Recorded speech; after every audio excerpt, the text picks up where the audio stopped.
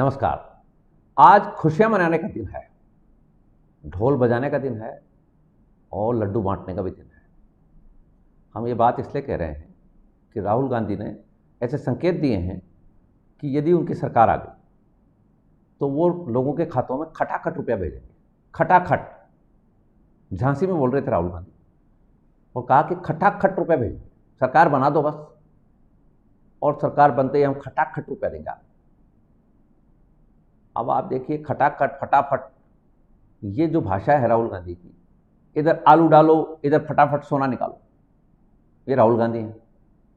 और ये हमारे देश है कि हमारे पास ऐसे नेता हैं, इधर आलू डालो इधर सोना, खटाखट फटाफट। आज कह रहे थे कि भारतीय जनता पार्टी वाले जो हैं वो देश में 22 करोड़पति बना रहे हैं, हम करोड़ों लोगों को लखपति बना देंगे। बाप का राज है, पैसा कहां से आएगा, कौन कमाएगा? सबको आप बांट दोगे, जलेबियां लटका रहे हो, जलेबियां। सरकार बनेगी जब हम बांट देंगे, खटाखट कर देंगे सारा काम।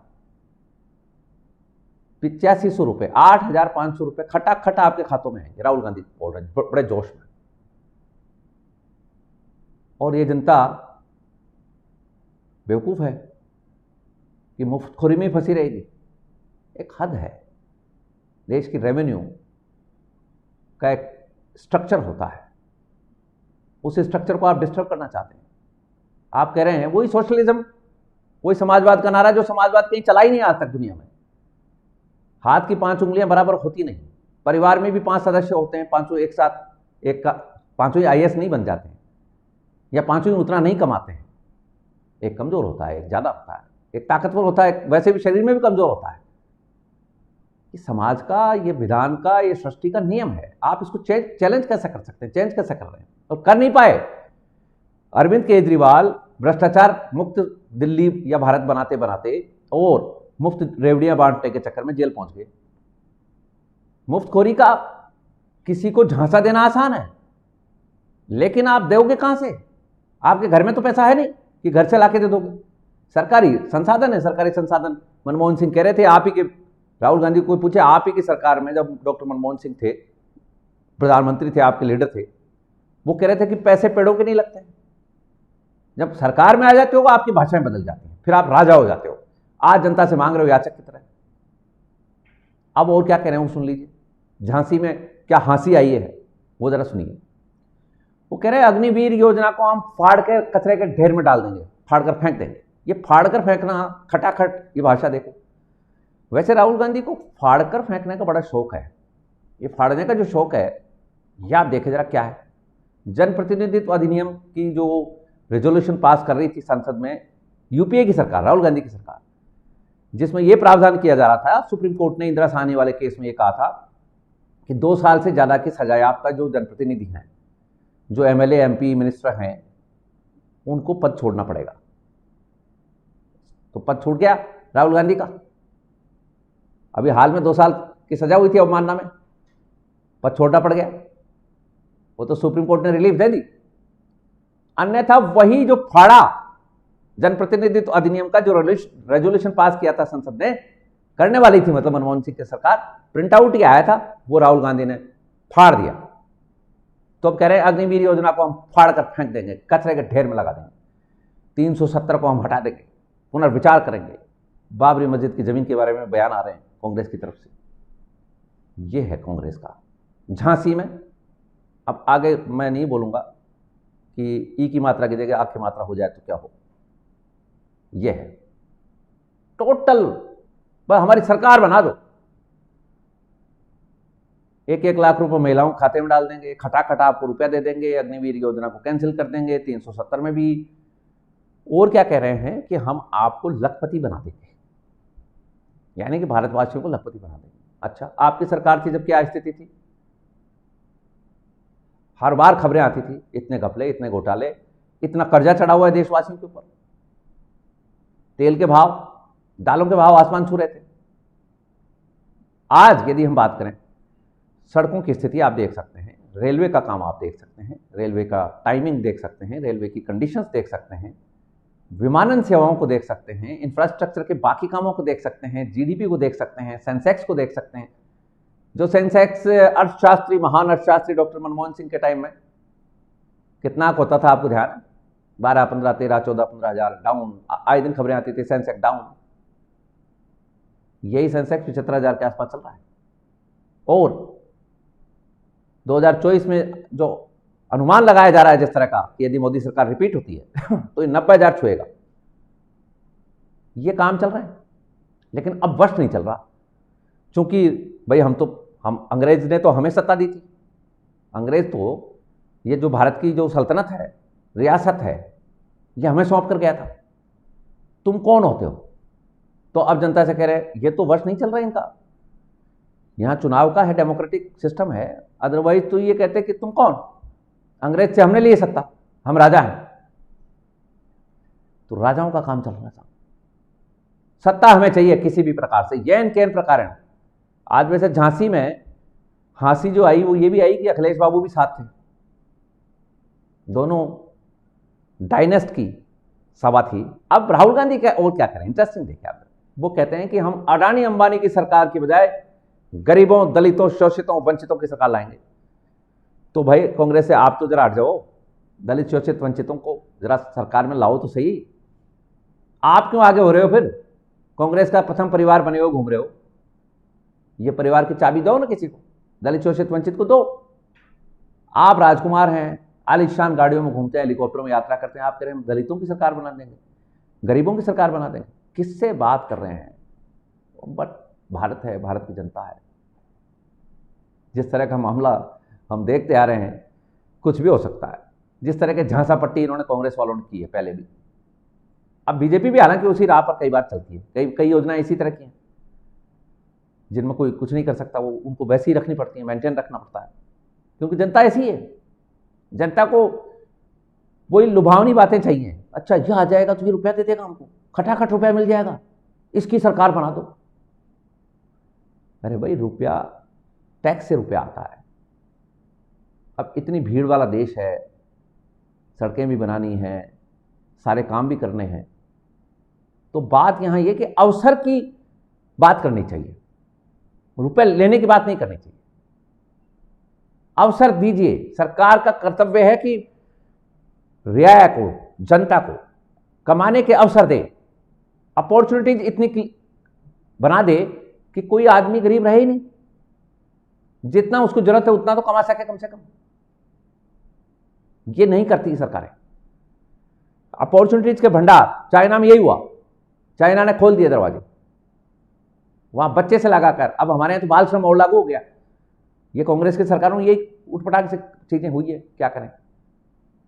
पूर्ववर्ती सरकारों ने जिस तरह के काम किए हैं, बच्चे काम नहीं कर सकते भारत में। बंधुआ मजदूर वालों को चाइना ने दिया पैसे।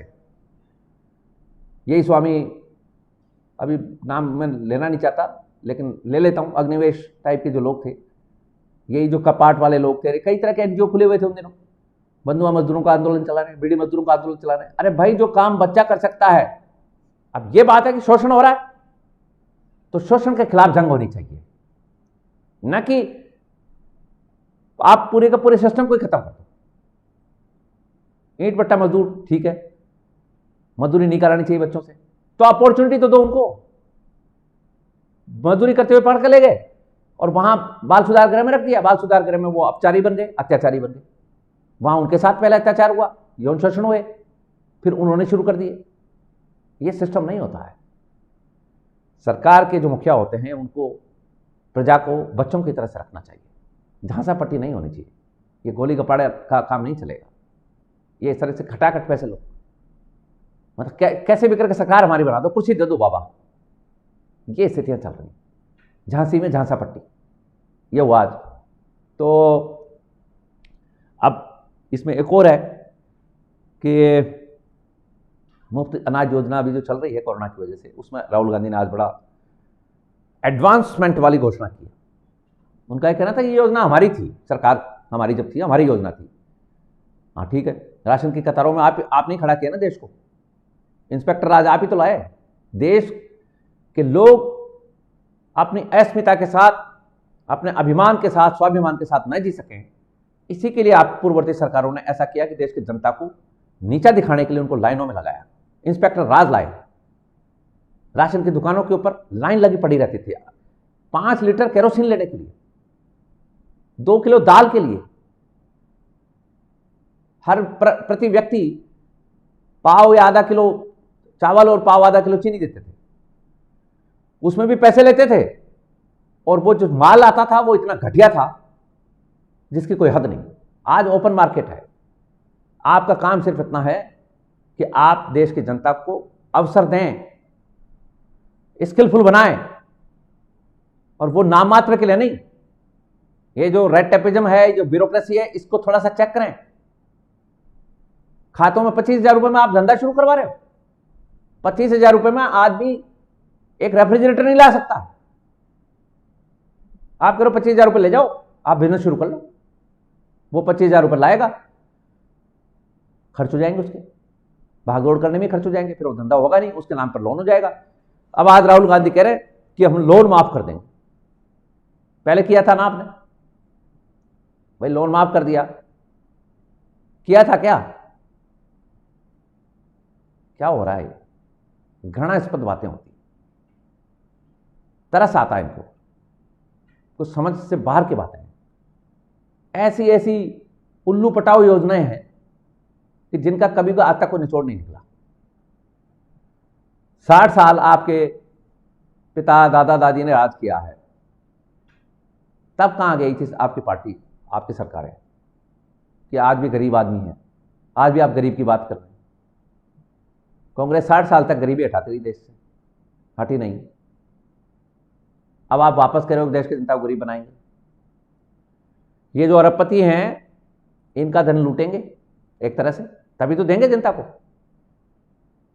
कैसा है ये व्यापार कारोबार का देश बनेगा? फिर सारी इंडस्ट्री ठप हो गई थी, जितनी मिलें थी हमारी सब बंद। मजदूर एकता जिंदाबाद, वो कांग्रेस के वोटर, कम्युनिस्ट मिले हुए, सारी मिल बंद हो गई। नॉर्थ ईस्ट से लगाकर वेस्ट बंगाल, साउथ में अलग आंदोलन, भाषा का आंदोलन चलवा दिया, सब कुछ चौपट। अब चौपट में इनके मजे हैं कि देश की जनता गरीबी से त्रस्त रहे और हम मसीहा की तरह आए और यहां कहे कि तुम्हारी गरीबी हटाएंगे। उनको लगा ये हटाएगा, ये हटा देगा, इसको वोट दे दो। 60 साल यही तो करते रहे आप, हम तुम्हें जमीन दे देंगे। अरे भाई, जब 60 साल भी आपसे कुछ नहीं हो पाया तो अब क्या नई नई बात कर रहे हो आप? ये राहुल गांधी के खटके हैं, और ये खटके इतने ऊंचे हैं कि देश की जनता को सोचना चाहिए। और ये जो जिस तरह का काम ये करना चाहते हैं गरीबी हटाने के नाम पर, जिस तरह का काम इन्होंने किया है, हम बात कर रहे थे चाइना की, बच्चों को इतना रोजगार मिला हुआ है कि बच्चे ही घर का खर्चा चला लेते हैं। आजकल तो चाइना में खैर एक बच्चा ही है, तो वो लाडला भी हो गया है वहाँ। अब तो दूसरी स्थितियाँ बन रही हैं, लेकिन आज से जब 40 साल पहले इस तरह का काम हुआ था, 50 साल पहले, तो वहाँ हर बच्चे को काम में लिया गया कि भाई बच्चे हैं ना घर में ज़्यादा है। चाइना तो पॉपुलेशन की वजह से पीड़ित भी था, तो बच्चे ज़्यादा है, रोजगार में लगा दो। अब घर में चीज़ें बन रही छोटी छोटी, जो आपके हमारे बाजार में आई थी, अभी भी आ रही है, चाइना से बनी हुई आ रही ज़्यादातर चीज़ें, छोटी से लगाकर बड़ी चीज़ें, झाड़ू पोंछा लगाने से लगाकर इलेक्ट्रॉनिक्स तक। वो काम भारत में क्यों नहीं हो सकता? लेकिन नहीं, भारत में तो हम खटाखट रुपए देंगे, इधर आलू डालो और इधर ही हो जाएगा। हमारे बच्चे जो काम में लगे हुए थे, वो परिवार का भरण पोषण करने में थोड़ी मदद कर रहे थे, लेकिन उनको बाल सुधार गृह भेज दिया, यौन शोषण हुए। मैं आपको पहले ही बता चुका हूँ। अब यौन शोषण से जुड़ी एक खबर है, वो हम देना चाहते हैं, इसलिए मैं इसको वापस लाया हूँ घुमाकर। यौन शोषण हुआ 6 बच्चों का, अजमेर की मस्जिद का किस्सा है, केस है। 6 बच्चों को गिरफ्तार कर लिया गया है। ये केस खुल गया है आज। 6 नाबालिग मुस्लिम बच्चे जो इस मौलाना के पास पढ़ रहे थे मस्जिद में, मदरसे में, वो यौन शोषण के पीड़ित थे। 26 अप्रैल की घटना है। 26 अप्रैल को उन 6 बच्चों ने योजना बनाई कि ये मौलाना जाहिल है, मौलाना कुकर्मी है और कुरान पढ़ाने के नाम पर, हमें हदीस पढ़ाने के नाम पर हमारा यौन शोषण कर रहा है, हमारे साथ कुकर्म करता है, गलत काम कर रहा है, इससे निजात मिलनी चाहिए। तो 26 अप्रैल को इन 6 बच्चों ने दृश्यम फिल्म जैसी एक योजना तैयार की कि सब बच्चे वही बयान देंगे। जैसे दृश्यम में अक्षय कुमार, तब्बू, बच्चे सब एक ही तरह का बयान देते हैं कि हम कथा सुनने गए थे, ऐसे ही इन बच्चों ने एक कथा गढ़ी कि 3 नकाबपोश आए और उन्होंने मौलाना को मार दिया और दीवार कूद कर भाग गए। पुलिस चक्करगनी होती रही, पुलिस को सुराग नहीं मिल रहा था। कुछ कपड़ों के ऊपर छींटे जो हैं खून के बच्चों के मिले, वहां से पुलिस ने एक को बच्चे को तोड़ा और वो बच्चा फूट गया। वो दृश्यम की कहानी खुल गई और अल्टीमेटली उसके 5 अन्य साथियों को भी गिरफ्तार कर लिया गया। ये तो है कहानी, प्लॉट। अब बात यह कि मोहम्मद माहिर नाम का जो मौलाना था, ये अजमेर के रामगंज की एक दरगाह में, एक मस्जिद में मौलाना था जो पढ़ाता था बच्चों को। 26 अप्रैल की घटना है और 25 अप्रैल को ये मौलाना यूपी का रहने वाला है और 7 साल से इस मस्जिद में, रामगंज की इस मस्जिद में मौलानागिरी कर रहा था, मुल्ला था और मोमडन बच्चों को हदीस कुरान की दीनी तालीम दे रहा था। मोहम्मद माहिर जो है, ये 25 अप्रैल को अपने घर, पैतृक घर जहाँ यूपी में था इसका, वहाँ से एक बच्चे को साथ लेकर आता है मस्जिद में और उस बच्चे को रात को कुकर्म करने की उस बच्चे के साथ कोशिश करता है, अननेचुरल सेक्स। बच्चा विरोध करता है। बच्चा कहता है कि ये अब मैं बात बाहर जाके मोहल्ले वालों को बताऊंगा। तो उसने, मौलाना ने कुछ रुपए देकर और उस बच्चे को बहलाने का प्रयास किया, लेकिन वो बच्चा बेसिकली थोड़ा सा समझदार किस्म का बच्चा है था, मतलब उस घटना की उस कैफियत की बात कर रहे हैं, समझदारी दिखाई बच्चे ने। और जो मस्जिद में और बच्चे पढ़ते थे, उनमें से 4-5 बच्चे जो हैं, उनको दूसरे दिन उसने ये कहानी बताई कि यार मेरे साथ रात को इसने मेरे को लेके आए यूपी से और ये मेरे साथ रात को ऐसा करना चाहता था। तो उन 5 बच्चों ने कहा कि ये हमारे साथ तो पिछले 2.5 साल से कर रहा है, अब ये 7 साल से वहां मुल्ला है, अब ये जो बच्चे 2.5 साल से पढ़ रहे थे, इन्होंने उसको कहा कि हमारे साथ तो शुरू से ही कर रहा है। तो 7 साल पुराने बच्चे भी तो होंगे जिनके साथ इस मौलाना ने इस तरह के कुकर्म किए हैं। यह है गौर करने वाली बात। घिनौना मुल्ला। अब ये कहते हैं ना, पाक साफ हमारा धर्म है, हमारे यहां बराबरी है। ये पाकिस्तान में भी इसी तरह की घटनाएं, गधों कुत्तों तक को नहीं बख्शते हैं, मुर्दों तक को। कब्रिस्तान में मुर्दे, लड़की लड़कों को, मुर्दों को निकालकर, एक बूढ़ी औरत की लाश निकालकर उसके साथ कुकर्म किया गया, और वो भी किसने किया? मुल्ले ने किया। अब ये कहते हैं हमारा बड़ा पाक रिलीजन है और ये हिंदू जो है वो काफिर है, ये गलीच है। हिंदुओं में तो इस तरह की घटना नहीं आती। अब ये 5 बच्चों ने इस बच्चे का साथ दिया। इसने कहा यार हमारे साथ तो पहले से ही कर रहा है कमीना। तो इस बच्चे ने, यूपी से जो आया था, इसने कहा कि इसको खत्म करते हैं, क्योंकि अब इसका यही इलाज है, क्योंकि रोज तंग करेगा। और 26 की रात इन्होंने प्लानिंग करी और इसको मुल्ला को ठिकाने लगा दिया। वहां से पुलिस ढूंढ रही थी, सुराग मिल नहीं रहे थे, लेकिन सुराग अब मिल गए हैं और वो बच्चा फूट गया जो यूपी से आया था। अब सवाल ये उठता है यहां पर कि अब बच्चे को गिरफ्तार, नाबालिग हैं 6 के 6 बच्चे, और मदरसों में जिस तरह के, आपको हम सबको पता है कि बच्चे किस कैटेगरी के बच्चे जाते हैं, गरीब गुरगे जाते हैं बेचारे, गरीब मुसलमान परिवारों से बच्चे गए हुए हैं। उनके साथ ये हर मस्जिद में, पाकिस्तान में तो यह हाल है कि हर मस्जिद की यही कथा है, यही कहानी है। वहाँ तो कोई अच्छा सा जो थोड़े बहुत भी पैसे वाला आदमी है वो भेजता ही नहीं। और पाकिस्तान की तो रिपोर्ट ये है कि मुल्ले, यही काम है, पिटाई होती रहती है मुल्लों के वहाँ पर। अब ये क्या है, क्यों है, ये दर्शन में हम नहीं पढ़ना चाहते। खान पान के बारे में लोग कह देते हैं कि लेकिन नहीं, ऐसा नहीं है। ये सिर्फ खान पान का मामला नहीं है, खान पान तो हिंदुओं में भी है इसी तरह का, लेकिन वहाँ कुछ और है। वो समझने के लिए बाद में बात करेंगे, लेकिन आज हम इन 6 बच्चों के बारे में बात करना चाहते हैं। अब इनको बाल सुधार गृह में, बाल उपचार गृह में डाल दिया जाएगा। ठीक है, खाई में से निकले, कुएं में से गिरे, कुएं में गिरे, ये इनके साथ कहावत होने वाली है। अब होगा क्या कि सोडोमी से जो ग्रस्त बच्चे होते हैं, ये जब बाल सुधार गृह वगैरह में जाते हैं तो वहां भी या तो ये ट्राई करते हैं, क्योंकि अत्याचारी का अत्याचार सहन करने वाला भी फिर अत्याचारी हो जाता है एक तरह से। वो भी उसी तरह की रेप्लिका चाहता है, उसी तरह का काम करना चाहता है। जैसे कि किसी व्यक्ति के साथ आप रहते हैं, वो रईस आदमी है, तो रईसी वो भुगताता है, खूब रईसी करता है, आप उसके नौकरी करते हैं। तो जब आप अपने घर पे जाते हैं, आप अपने दोस्तों के साथ जाते हैं, तो आप उसकी रईसी को रिपीट करना चाहते हैं, नकल करना चाहते हैं। एक तरफ तो आप उस रईस की बुराई करते हैं कि चला ऐसा करता है वैसा करता है, लेकिन आप जब अपने सर्कल में होते हैं तो उस रईसी को रिपीट करना चाहते हैं। तो ये जो सोडोमी के शिकार बच्चे हैं, ये भी ऐसा कर सकते हैं, एक प्रोबेबिलिटी है।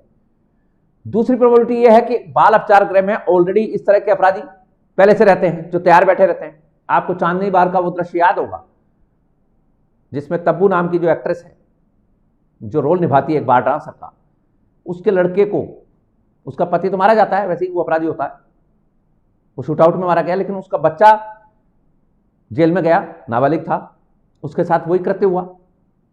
तो जेलों की कहानी है, ये दृश्य है हमारे। ये 6 बच्चे खाई में से निकल कर आ रहे हैं, एक मुल्ले से छुटकारा पाए हैं। हम ये नहीं कह रहे कि हत्या करनी चाहिए थी इनको, लेकिन इनके साथ न्याय होना चाहिए कि आखिर इनको ऐसी नौबत क्या आई कि इस कुकर्मी घिनौने मुल्ला को नहीं मारने जैसा कौन सा तर्क है। यह देखने वाली बात रहेगी। बाल उपचार गृह में, जिसको बाल सुधार गृह कहते हो आप, उसमें इनको डालकर इनकी जिंदगी तबाह करने का भी काम हमारी सरकारें करती हैं। इसको भी देखा जाना चाहिए। लेकिन पुलिस क्या करती है, केस बंद, अब ये जेल में, फिर अदालतों में वो सरकारी वकील लड़ते हैं। हमने खोल दिया, श्रेय ले लिया, और हमने डिकोड कर दिया दृश्यम का ये मर्डर। वो ठीक है, ये तो है पार्ट एंड पार्शल आपका जो भी है, लेकिन पुलिस का काम है, कम्युनिटी पुलिसिंग भी होनी चाहिए। ये जो 6 बच्चे हैं, इनका भविष्य का क्या होगा, यह है देखने वाली बात। अब वो दिल्ली में जिस कांड ने पूरी दुनिया को हिलाया, देश को हिला दिया, उस बच्ची के साथ जो ये जो अपराधी थे, उनमें एक नाबालिग था, उसको सुप्रीम कोर्ट ने किस आधार पे एक तरह से रिलीफ दी है, वही काम इनके साथ होना चाहिए। हम नहीं कह रहे कि वो युवती के मामले में गलत किया है और सही किया है, वो कोर्ट के परवी में है, लेकिन उसमें भी देशवासियों ने कहा था कि इतना बड़ा अपराधी, जिसने सबसे ज्यादा तो काम उसी ने किया, वो 18 साल से कुछ ही कम था, उस केस को भी थोड़ा सा अलग अंदाज से देखा जाना चाहिए था, लेकिन आज उस पर कमेंट नहीं कर रहे। यहां ये जो बाल अपचारी हैं, इनके ऊपर सहानुभूति होनी चाहिए, क्योंकि उस युवती ने तो उनका कुछ नहीं बिगाड़ा था, वो तो निरपराध थी, लेकिन इस मुल्ला ने तो बिगाड़ रखा था ना, इनका जीवन तबाह कर दिया था। ये तो कहीं मुंह दिखाने लायक नहीं थे। 6 के 6 बच्चे, इनके साथ न्याय होना चाहिए। यह था आज का हमारा प्रोग्राम। आपने ज्वाइन किया, इसके लिए आपका बहुत बहुत आभार, धन्यवाद।